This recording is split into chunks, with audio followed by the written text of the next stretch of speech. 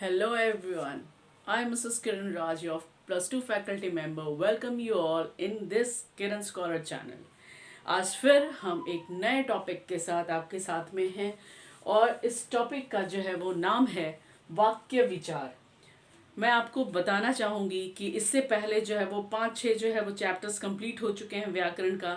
ये जो है वो आपका दूसरा टॉपिक है, दूसरा चैप्टर है जो कि बहुत ही इम्पॉर्टेंट है वाक्य की दृष्टि से। इससे एटलीस्ट 5 क्वेश्चन, 4 से 5 क्वेश्चंस बिहार बोर्ड के या सीबीएसई बोर्ड के 10th या 12th दोनों सेक्शन में आते ही आते हैं। तो आप इस वीडियो को बिना स्किप किए हुए पूरा देखिए, क्योंकि आज जो है वो हम लोग वाक्य विचार से संबंधित सारे क्वेश्चंस को बहुत ही इजीली और सिर्फ 15-20 मिनट में सॉल्व करने वाले हैं।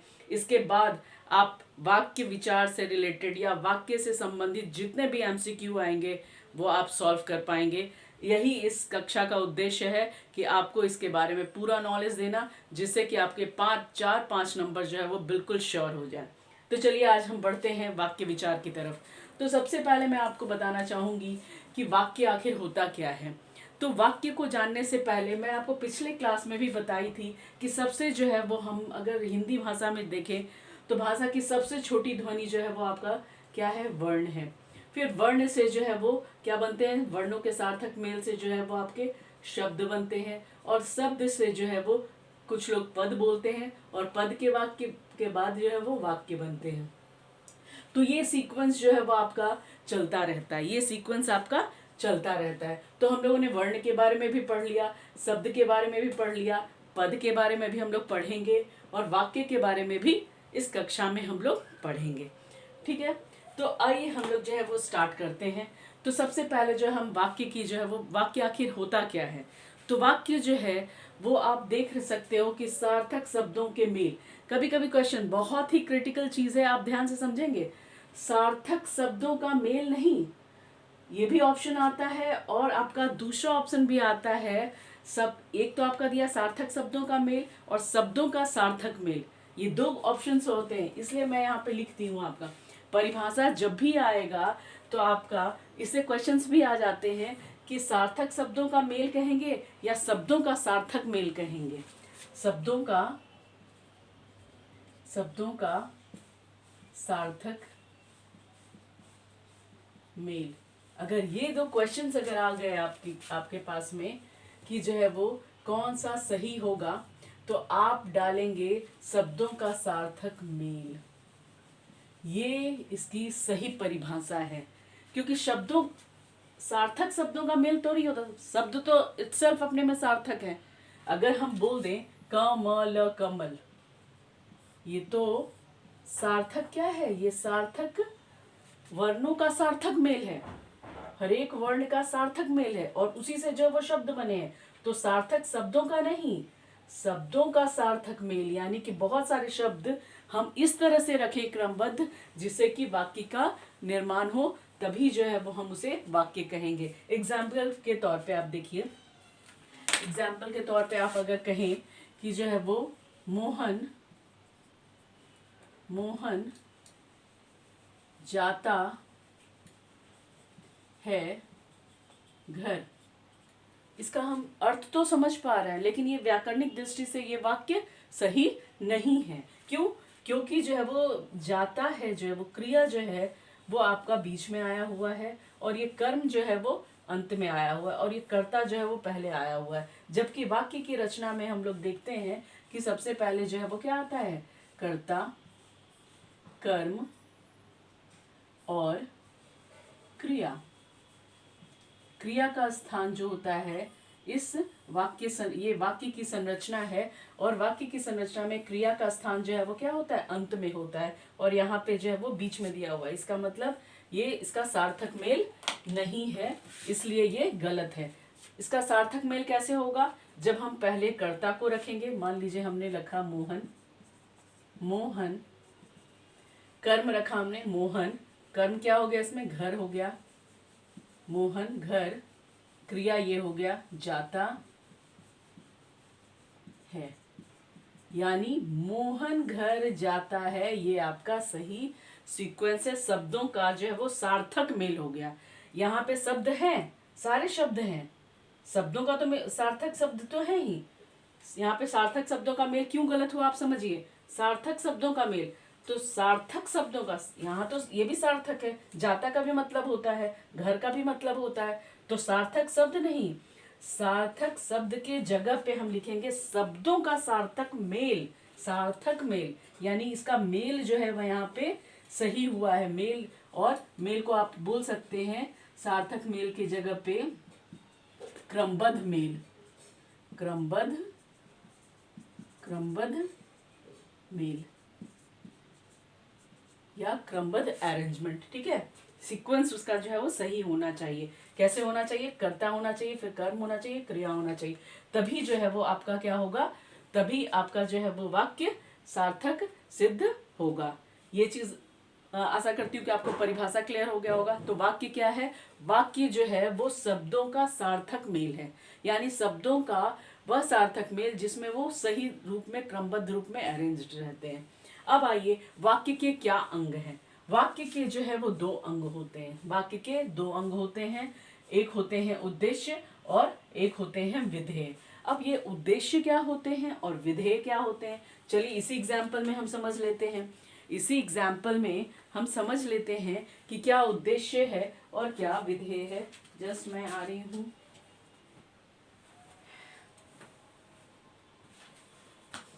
उद्देश्य क्या है और विधेय क्या है।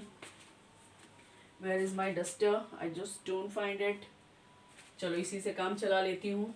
ये क्या हुआ, ये गलत था, इसको मैं मिटा देती हूँ। और इसी में हम आपको सिखाते हैं कि उद्देश्य क्या होता है और विधेय क्या होता है। उद्देश्य क्या होता है और विधेय क्या होता है, यानी वाक्य में जो है, वाक्य के क्या दो अंग क्या हो गए, एक हो गए आपके उद्देश्य, उद्देश्य, और एक हो गए आपके विधेय। अब उद्देश्य और विधेय, एक तो हमने अभी पढ़ा कि संरचना में जो है वो क्या होनी चाहिए, तीन चीजें होनी चाहिए।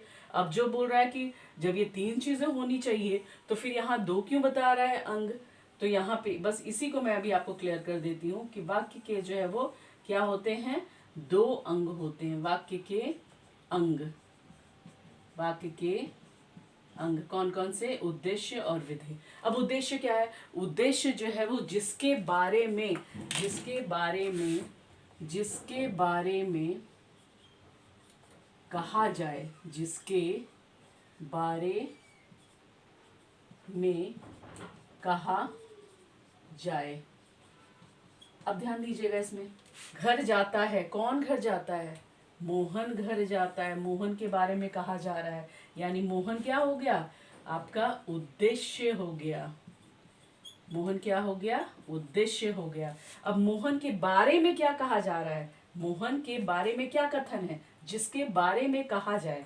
अब किसके बारे में कहा जा रहा है, मोहन के बारे में। अब मोहन के बारे में कथन क्या कहा जा रहा है कि वो क्या कर रहा है, तो वो घर जा रहा है। ठीक है, मोहन के बारे में जो कहा जाए, या हम बोल सकते हैं विधेय क्या है, उद्देश्य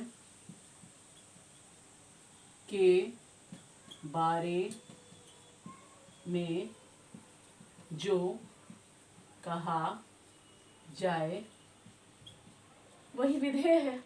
उद्देश्य के बारे में जो कहा जाए वो विधेय है, यानी घर जाता है, ये जो एक पार्ट है घर जाता है, वो क्या हो गया आपका, वो आपका विधेय हो गया। ठीक है, विधेय की परिभाषा यहाँ है और उदाहरण यहाँ है।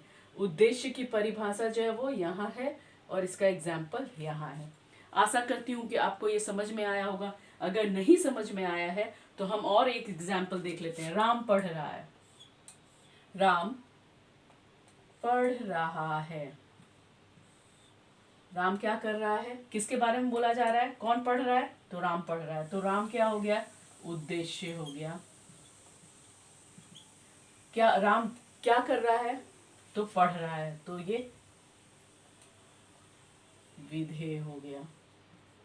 सेम चीज देखिए, राम पढ़ रहा है परंतु श्याम लिख रहा है, ये तो हम आपका वाक्य का उदाहरण दिए हुए। इसमें देखिए, राम का मित्र श्याम धार्मिक पुस्तक पढ़ता है। ठीक है, तो राम का मित्र, ये सब क्या हो गया, ये उद्देश्य हो गया। क्या कर रहा है, वो धार्मिक पुस्तक पढ़ रहा है, तो ये आपका विधेय हो गया। आशा करती हूँ कि अब जो है वो आपका उद्देश्य और विधेय क्लियर हो गया होगा। ठीक है, अब हम लोग जो है वाक्य के प्रकार के तरफ बढ़ेंगे कि वाक्य के जो है वो कितने प्रकार हैं। तो हमारे दृष्टि और आपकी दृष्टि में जो भी अभी दिख रहा है उस हिसाब से जो है वो वाक्य के जो है वो बहुत सारे प्रकार हैं, लेकिन हम लोग जो है वो प्रयोग, संरचना और रचना, है ना, प्रयोग, संरचना और रचना के आधार पे हम वाक्य को 3 भाग में बांटते हैं। कौन कौन से? साधारण वाक्य, संयुक्त वाक्य और मिश्रित वाक्य। और अर्थ के आधार पे हम कितने भागों में बांटते हैं? ये क्वेश्चन आता है आपका। ये क्वेश्चंस 10th में भी और 12th में भी, बोर्ड में भी आए हुए ये प्रश्न है कि जो है वो संरचना के आधार पर या रचना के आधार पे वाक्य के कितने भेद होते हैं। और ये हैं आपके साधारण, संयुक्त और मिश्रित, 3 प्रकार के होते हैं। अगर अर्थ के आधार पर पूछ लिया जाए कि आपके अर्थ के आधार पर जो है वो वाक्य के कितने भेद होते हैं, तो आप 8 प्रकार बताएंगे। मैं 8 प्रकार को भी जो है पूरा आपको डिस्क्राइब करके बताऊंगी। अभी देखिए, क्रिया के आधार पे ये आपके सिलेबस में है ही नहीं, ना 10th में है ना 12th में है, लेकिन फिर भी आप जान लीजिए कि हम लोग वाक्य को जो है वो क्रिया के आधार पे भी जो है वो बांटते हैं। ये आपके हायर क्लासेस में और कॉम्पिटिटिव एग्जाम्स में कभी कभी पूछ ले जाते हैं। मैं इसका एक और अलग क्लास लूंगी डिस्क्रिप्ट में। फिलहाल आप अभी इसका भेद जान लीजिए। कभी कभी जो है वो क्रिया के आधार पे इसके कितने भेद होते हैं सिर्फ नाम तक पूछ लिया जाता है, जो कृतवाच्य, कर्मवाच्य और भाववाच्य। ठीक है, तो आपको ये देखना होगा कि अगर पूछ लिया जाए कि जो है वो संरचना की दृष्टि से वाक्य के कितने भेद होते हैं, या रचना की दृष्टि से वाक्य के कितने भेद होते हैं, या प्रयोग की दृष्टि से वाक्य के कितने भेद होते हैं, तो आप क्या बताएंगे? 3 होते हैं। कौन कौन से? साधारण वाक्य, दूसरा जो है संयुक्त वाक्य, तीसरा मिश्र वाक्य। Hope it is clear to you all. अब हम लोग नेक्स्ट, अगर अर्थ के आधार पे पूछ लिया जाए कि अर्थ के आधार पे जो है वो वाक्य के कितने भेद होते हैं, तो आप ये बताएंगे कि अर्थ के आधार पे जो है वो वाक्य के 8 भेद होते हैं। वो कौन कौन से होते हैं? आपका विधिवाचक होता है, निषेधवाचक होता है, प्रश्नवाचक होता है, इक्षार्थक होता है, आज्ञार्थक होता है, विस्मयादि बोधक होता है, और भी जो है वो दो हैं आपके, संदेहार्थक होता है और संकेतार्थक होता है। ठीक है, उसके बाद क्रिया के आधार पर अगर पूछ लिया जाए तो कृतवाच्य होता है, कर्मवाच्य होता है, और आपका कृतवाच्य, कर्मवाच्य और भाववाच्य।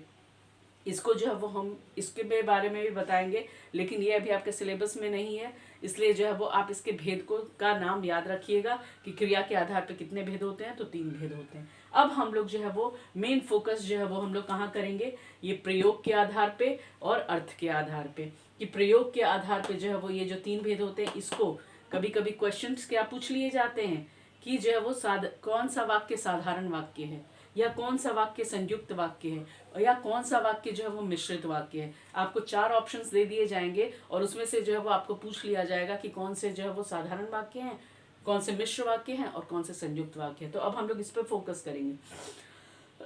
लेकिन और इसके साथ साथ अर्थ के आधार पे भी पूछ लिए जाते। एक वाक्य दे दिया जाएगा, जैसे पूछ लिया जाएगा मोहन कैसे हो, ये किस प्रकार का वाक्य है, तो आप जस्ट देखिए उसमें क्या पूछा जा रहा है, मोहन कैसे हो, यानी क्वेश्चन मार्क, यानी वो प्रश्नवाचक हो जाएगा।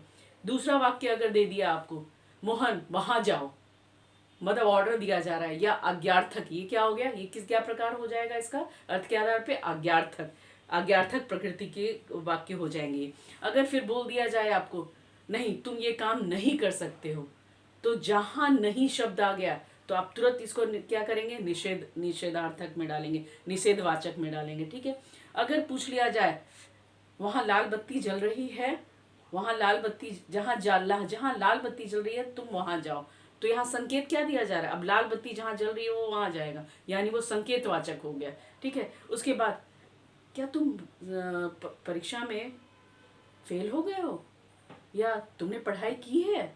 ये संदेह स्पष्ट हो रहा है, इससे पूछ रहा है उसे कि हाँ, उसे विश्वास नहीं है कि वो पढ़ा है कि नहीं, वो सिर्फ पूछ रहा है कि तुमने पढ़ाई की थी, क्योंकि इतना खराब रिजल्ट आया है तुम्हारा, क्या तुमने पढ़ाई की थी? क्या अगर लग गया तो प्रश्नवाचक, तुमने पढ़ाई की थी, इतना अगर पूछ लिया तो संदेहात्मक। अभी अरे वाह कितना अच्छा प्रकृति है, या अरे वाह कितना अच्छा पेन है, अरे वाह यानी आश्चर्य हो रहा, विस्मयादि बोधक है ना, जहाँ अरे वाह उसके बाद उफ या हाय, उसकी माँ मर गई। तो इस तरह के शब्द जहाँ पे भी आए वो विस्मयादि बोधक होंगे। तो हम लोग इस पर डिस्कशन करेंगे, लेकिन अभी फिलहाल जो हम लोग पहले प्रयोग के आधार पे हम लोग देखेंगे कि क्या प्रकार है और जो है वो हम लोग इसको कैसे ढूंढ सकते हैं। लेकिन उसके पहले मैं आपको बताना चाहूंगी कि एक जो है आपका क्वेश्चन उद्देश्य और विधेय से भी आता है। एक वाक्य जो है वो आपको दे दिया जाएगा और उससे पूछा जाएगा कि आप हमें बताएं कि इसमें उद्देश्य क्या है और विधेय क्या है। जैसे मान लिया जाए, आपसे पूछा जाए कि रोहन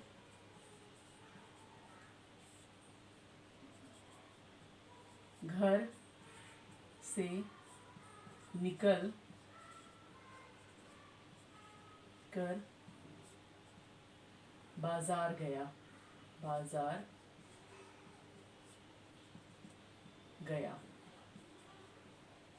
अब देखिए, ध्यान से देखिएगा, गया, बाजार गया, तो ये तो आपका हो गया, आपका क्या क्रिया हो गया, ठीक है। अब देखिएगा कर्म क्या हो गया। कर्म जो है वो आपका इसमें कर्ता भी है, घर से निकल कर भी है, और कहाँ गया तो बाजार गया भी है। यानी तीनों चीजें हमें मिल रही है, कर्ता कर्म क्रिया सब मिल रहा है। लेकिन हमें जो है ढूंढना क्या है, हमें उद्देश्य और विधेय ढूंढना। तो तुरंत हम क्वेश्चन अब सिर्फ दो ही भाग में जो है वो वाक्य को बांटेंगे। घर से निकलकर बाजार गया, कौन, तुरंत क्वेश्चन मार्क करिए, कौन गया, रोहन गया। तो रोहन जो है वो क्या हो जाएगा, रोहन जो है वो क्या हो जाएगा, उद्देश्य। उद्देश्य कहाँ गया, बाजार गया। अब उद्देश्य के बारे में जो बोला जा रहा हो, ये जिसके बारे में, बस जिसके और जो याद रखिएगा तो भी आपका काम बन जाएगा। जिसके बारे में ये वाक्य बोले जा रहे हों वो जो है वो उद्देश्य, और उद्देश्य के बारे में जो बोले जा रहे हों जो, वो विधेय। इस तरह के क्वेश्चंस आते हैं। एक वाक्य दे दिया जाएगा, उसमें आपको पूछा जाएगा कि कौन सा उद्देश्य है और कौन सा विधेय है। तो आपको फाइंड आउट करना पड़ेगा कि कौन सा उद्देश्य है और कौन सा विधेय। तो तुरंत आप कर्ता, जहां कर्ता उद्देश्य मतलब क्या, उद्देश्य मतलब कर्ता, उद्देश्य मतलब कर्ता, कर्ता ढूंढ लीजिए, आपका उद्देश्य निकल गया, और बाकी जो बचा वो सारा का सारा विधेय। होप आपको ये चीज समझ में आ गए होंगे। अब जो है वो हम लोग चलेंगे, अब हम लोग चलेंगे उद्देश्य विधेय के बाद साधारण वाक्य की तरफ। उद्देश्य विधेय अगर आपको क्लियर हो गया है तो साधारण वाक्य भी बिल्कुल क्लियर हो जाएगा, क्योंकि साधारण वाक्य वह वाक्य है, साधारण वाक्य वह वाक्य है जिसमें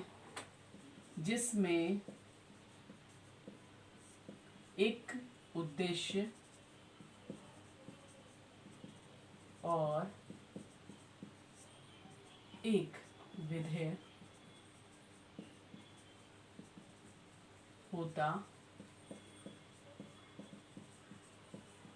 होता है। जैसे राम पढ़ रहा है, एक उद्देश्य और एक विधेय, एक उद्देश्य और एक विधेय। साधारण वाक्य, इसको हम लोग क्या बोलेंगे, इसको हम लोग बोल सकते हैं साधारण वाक्य। यानी साधारण वाक्य का एग्जाम्पल आपके सामने है। सेम चीज देखिए, अब राम का मित्र श्याम धार्मिक पुस्तक पढ़ता है, क्या आप बता सकते हो ये किस तरह का वाक्य है, ये किस तरह का वाक्य है। कंफ्यूजन बिल्कुल नहीं होनी चाहिए, सिर्फ आप ढूंढिए विधेय कितना है, धार्मिक पुस्तक पढ़ता है, चुन लेंगे कौन, राम का मित्र श्याम। ये जो है वो श्याम क्या हो गया, कर्ता हो गया, और ये कर्ता का विस्तार है, कर्ता का विस्तार है, कंफ्यूजन नहीं होना है, वो कर्ता का ही भाग है। यानी एक ही क्या है यहाँ पे, एक विधेय भी है और एक उद्देश्य भी है, इसलिए ये भी क्या हुआ, ये भी आपका साधारण वाक्य हो गया। होप आप लोगों को बिल्कुल समझ में आ रहा होगा। अभी सेम चीज विधेय में भी पढ़ता है, ठीक है, क्रिया है, पुस्तक कर्म है, और पुस्तक का कर्म का विस्तार है, यहाँ पे धार्मिक कर्म का विस्तार है, तो हमें उससे मतलब नहीं है तो आखिर दो ही तीन चीज ना। विधेय में आपका जो है वो विधेय में आपका क्रिया और कर्म दोनों आ जाएगा, ठीक है, और कर्ता जो होगा वो उद्देश्य होगा। तो यहाँ हमें कर्ता मिल गया है, ये कर्ता का विस्तार है, उससे कोई फर्क नहीं पड़ता है तो कर्ता ही ना, एक ही कर्ता है और उसी के बारे में बोला जा रहा है। कर्ता का विस्तार मतलब कर्ता के बारे में बोल रहा है, यानी वो कर्ता का विस्तार है एक ही कर्ता, कर्ता एक ही है, यानी उद्देश्य एक ही है, इसलिए साधारण वाक्य हो गया। अब इस दोनों के बाद अब जो है वो आप देखेंगे, यहाँ विस्तार मैं लिख दे रही हूँ पूरा, कर्ता का विस्तार, और ये क्या है, ये विधेय है, एक विधेय इसलिए साधारण वाक्य। अब आइए संयुक्त वाक्य में। संयुक्त वाक्य वो वाक्य होते हैं, संयुक्त वाक्य वो वाक्य होते हैं जिसमें जिसमें दो वाक्य जो है वो योजक चिन्ह से जुड़े हुए होते हैं। क्या होते हैं? योजक चिन्ह से जुड़े होते हैं, योजक। इसमें आप लेकिन भी देंगे, लेकिन और किंतु, जहां देखें आप ये सब शब्द, किंतु, परंतु, तुरंत, तुरंत, इसलिए, तो, ये सब शब्द क्या है? ये सब संयुक्त वाक्य के ढूंढने के एक ट्रिक्स हैं। ये क्या है? ये ट्रिक्स है, ये ट्रिक है किसके? ट्रिक्स, जहां आप लेकिन और परंतु, परंतु, तुरंत, इसलिए और तो आदि शब्द योजक जो जोड़ते होंगे दो वाक्य को, वो जहां आप देखें तो वो जो है वो आपके क्या हो जाएंगे? वो आपके हो जाएंगे संयुक्त वाक्य। जैसे example example example example example अगर मैं बोल दूं कि सीता पढ़ रही है, लेकिन मोना खेल रही है। देखिए, लेकिन पोस्टमार्टम किया हम लोगों ने इस वाक्य का, क्या मिला? लेकिन, योजक चिन्ह मिल गया। सिंपल, ये संयुक्त वाक्य है। क्या है? ये आपका संयुक्त वाक्य है। क्लियर? सही। सेम चीज मिश्रित वाक्य में, इसमें क्या है? ये भी एक वाक्य है और ये भी एक वाक्य है, और दोनों को जोड़ रहा है एक योजक चिन्ह जो बीच का है, जो दोनों के बीच जो है वो एक कड़ी है, और वो कड़ी जहां मिली हमें तो हम संयुक्त वाक्य कहेंगे। लेकिन मिश्रित वाक्य को आप कैसे पहचानेंगे? मिश्रित वाक्य में एक प्रधान वाक्य होगा और एक आश्रित उपवाक्य होगा। इसमें भी उपवाक्य थे, लेकिन मिश्रित में क्या होंगे? मिश्रित, देखिए अब यहाँ पे एक और एग्जाम्पल है, राम पढ़ रहा है परंतु श्याम लिख रहा है। तुरंत प्रैक्टिस सेशन भी लेकर के आई हूँ साथ में, और भी हम लोग प्रैक्टिस करेंगे। इसको करने के बाद एक सेशन ही मैं रख दूंगी कि आपका प्रैक्टिस का सेशन हो जाएगा। फिलहाल मैं कुछ 10-15 क्वेश्चंस जो है मैं आज भी प्रैक्टिस के लिए लेके आई हूँ। राम पढ़ रहा है परंतु, देखिएगा पोस्टमार्टम हमने किया, क्या मिला? परंतु, किंतु, परंतु सामने वो आती है, ये परंतु सामने आ गया। तो जहां परंतु सामने आया, ये कौन सा वाक्य हो जाएगा? तुरंत हम लोगों ने पोस्टमार्टम किया और बताया कि ये संयुक्त वाक्य हो जाएगा। क्लियर? अब हमारे पास तीसरा वाक्य है, और जिसको हम लोग कहते हैं मिश्रित वाक्य, जिसको हम लोग कहते हैं मिश्रित वाक्य। अब हम लोग उसको देखेंगे।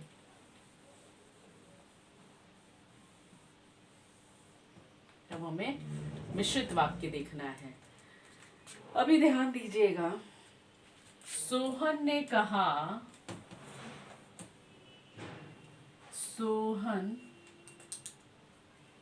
सोहन ने कहा मैं पास हो गया।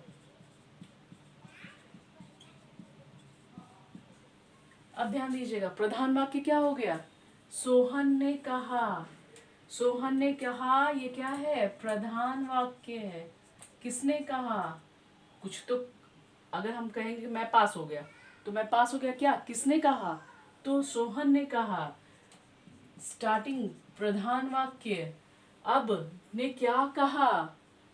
तो उसने कहा कि वो पास हो गया, यानी मैं पास हो गया। ये आश्रित हो, क्या कहा? ये आश्रित है किस पे? मोहन पे। मोहन ने क्या कहा? तो उसने कहा मैं पास हो गया, यानी ये आश्रित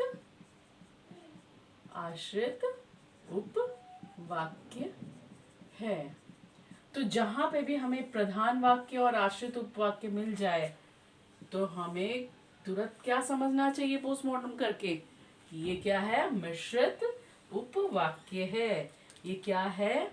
आपका मिश्रित वाक्य मिश्रित वाक्य है। आशा करती हूँ कि आपको ये समझ में आ गया होगा। चलिए अब प्रैक्टिस क्वेश्चंस जो था उसमें हम लोग लेते हैं। तो क्वेश्चन है हमारा, प्रैक्टिस क्वेश्चन है ये।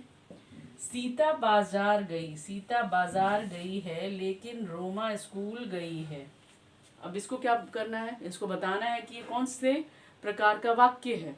तो हम तुरंत देखेंगे कि अरे ये भी उपवाक्य है, ये भी उपवाक्य है, दोनों को जोड़ कौन रहा है? लेकिन।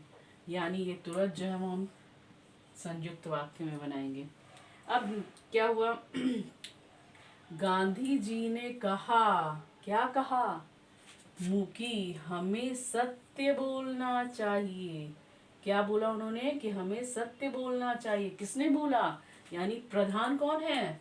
गांधी जी, यानी प्रधान वाक्य है। और क्या बोला? यानी जो बोला वो क्या है? वो आश्रित है।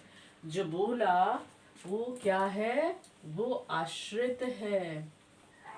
वो आश्रित है। यानी हमें प्रधान वाक्य भी मिल गया और आश्रित वाक्य भी मिल गया। और जहाँ पे हमें प्रधान वाक्य और आश्रित वाक्य मिल जाते हैं तो कौन सा वाक्य होता है? मिश्रित वाक्य होता है। आशा करती हूँ कि आपको ये चीज़ समझ में आ गया होगा। यानी रचना की दृष्टि से या संरचना की दृष्टि से अगर पूछ लिया जाए कि रचना, प्रश्न है,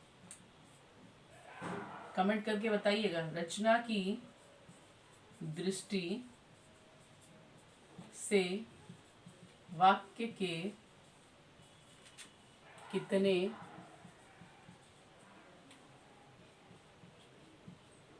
भेद होते हैं? तो आप क्या बताएंगे? ठीक है, अब हम लोग नेक्स्ट मूव ऑन करते हैं। अब हम लोग जो है वो मूव ऑन करेंगे अर्थ के आधार पर। तो अर्थ के आधार पे मैं आपको ओरली भी बहुत सारा चीज़ समझा चुकी हूँ, लेकिन अब जो है वो हम लोग और जो है वो समझेंगे कि अर्थ के आधार पे जो है वो क्या होते हैं। अर्थ के आधार पे वाक्य के जो है वो 8 प्रकार होते हैं। और ये 8 प्रकार कौन कौन से हैं? तो प्रश्नार्थक है, आज्ञार्थक है, इच्छार्थक है, निषेधार्थक है, विधानार्थक है, संदेहार्थक है, विस्मयार्थक है, संकेतार्थक है। ये सबसे पहले आपको बुक सब में जो विधानार्थक, यानी कि जहाँ क्रिया का होना अगर हो तो तुरंत जो है वो आप समझ जाइएगा कि क्या है, आपका विधान है। यानी कि ये जो है वो क्रिया का होना। विधान का मतलब क्या हो जाता है? क्रिया का, कार्य का होना। जहाँ कोई भी कार्य का होना हो, कार्य का होना आपका विधानार्थक है। ठीक है। प्रश्नार्थक, जहाँ पे भी आपको प्रश्न दिख जाए, प्रश्न चिन्ह दिख जाए तो प्रश्नार्थक हो जाएगा। आज्ञार्थक, जहाँ आज्ञा देने वाली बात हो जाए, जैसे मैं बोल रही हूँ कि जो है वो एक गिलास पानी लाओ, एक गिलास पानी लाओ, एक गिलास पानी लाओ, ये आपका है ना, एक गिलास पानी लाओ आपका आज्ञार्थक हो गया। उसके बाद अगर इच्छार्थक है, मेरी इच्छा है तुम पास हो जाओ, मेरी इच्छा या मेरी दुआ है तुम पास हो जाओ, मेरी दुआ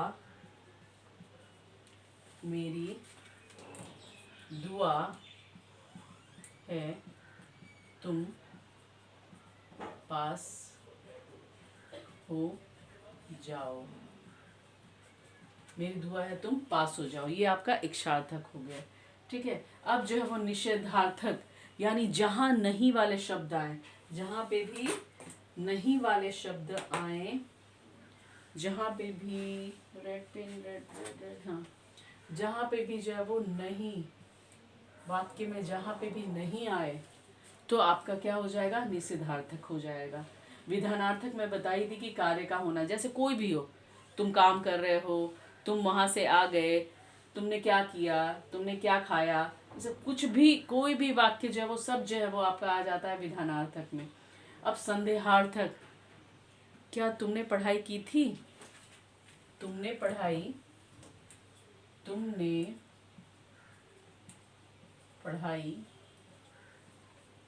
की थी, तुमने पढ़ाई की थी, संदेह स्पष्ट किया जा रहा है।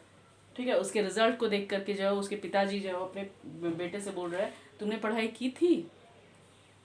विस्मादिक, जहां पे भी जो है वो आपका अरे वाह उफ जैसे एक्सक्लेमेटरी साइन आपको दिख जाए वो विस्मयादिक है। जैसे अरे वाह कितना अच्छा वातावरण है, एग्जाम्पल विस्मयादि बोधक, वाह वाह बहुत ही सुंदर जो है वो ड्रेस है, विस्मयादि, उफ कितनी गर्मी है, विस्मयादि। अब संकेतार्थक, मतलब संकेत करके बता, वह उसका घर उस पहाड़ के पास है, उसका घर उस पहाड़ के पास है, संकेत दे रहा है उस घर कहाँ है, पहाड़ के पास है, तो ये संकेतार्थक हो गया। आशा करती हूँ कि आपका प्रयोग के दृष्टि से और अर्थ की दृष्टि से वाक्य के प्रकार जो है वो समझ में आ गए होंगे, और इसी प्रकार के जो है वो क्वेश्चंस जो है वो पूछे जाते हैं। जैसे जो है वो मैं कुछ एग्जाम्पल आपको देना चाहूँगी जो आपके पाठ्य पुस्तक में भी दिए हुए हैं, लेसन 7 में भी हैं, लेसन 10 में भी, 9 में भी हैं। तो जैसे जो है वो अगर आपके क्वेश्चंस आते हैं, अर्थ की दृष्टि से पूछा जाता है, क्या पता है ये वर्मा से आई है या कहाँ से आई है, तो आप बता सकते हो कि ये जो है वो वाक्य की दृष्टि से जो है वो कौन सा अर्थ की प्रकृति के आधार पे जो है वो कौन सा वाक्य होगा। क्या पता यह वर्मा से आई है या कहाँ से आई है, तो जहाँ कहाँ देख रहे हैं आप, जहाँ भी आपको कहाँ दिख रहा है तो वो क्या हो गया, आपका प्रश्नवाचक हो गया या प्रश्नार्थक हो गया। ठीक है, अगर दिनों का कोई हिसाब नहीं है, माँ जी दिनों का कोई हिसाब नहीं है, तो जहाँ नहीं है ये आपके पाठ्य पुस्तक से ली गई क्वेश्चंस हैं जो आपके पाठ्य पुस्तक में अभ्यास में दिए हुए हैं, तो आप इस जहाँ नहीं देखेंगे वो निषेधवाचक हो जाएगा। फिर एक और क्वेश्चन है आपके पाठ्य पुस्तक में, उसका कड़ा का मोती तारे जैसे चमक रहा है, तो क्या है, ये विधिवाचक है। एक सिंपल थॉट बोला जा रहा है कि उसका कड़ा जो है वो मोती और तारे की तरह जो वो चमक रहा है। ठीक है, अब रचना की दृष्टि से अगर पूछ लिया जाए, यह परिवर्तन न बहुत बड़ा है न क्रांतिकारी। अभी देखिएगा रचना की दृष्टि से, अब अर्थ की दृष्टि से तो आप तुरंत पकड़ पाएंगे, अब रचना की दृष्टि से अगर आपसे एक क्वेश्चन पूछ दिया जाए कि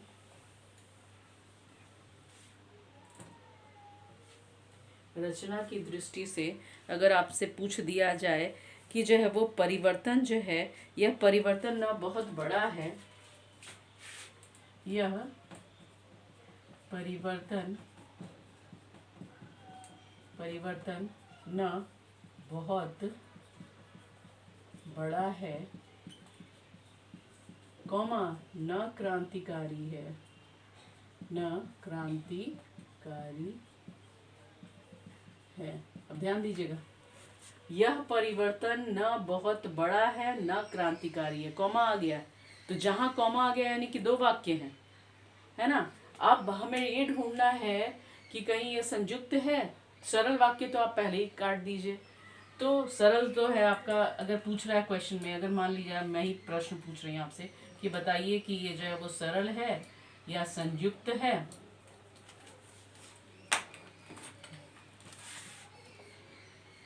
कि ये सरल है, संयुक्त है या मिश्रित या कोई नहीं। ऑप्शन कोई नहीं तो पहले ही काट दीजिए, क्योंकि कोई ना कोई तो है ही। सरल अब नहीं है क्योंकि हमने देख लिया कि कॉमा आ गया है, और जहां कॉमा आ गया यानी कि दो वाक्य हैं। अब इसी दोनों में से जो है वो हमें किसी न किसी को ढूंढ के निकालना है पोस्टमार्टम करके। तो अब देखिए क्या है। सबसे पहले हम लोगों ने संयुक्त के लिए क्या पढ़ा था कि योजक चिन्ह होना चाहिए।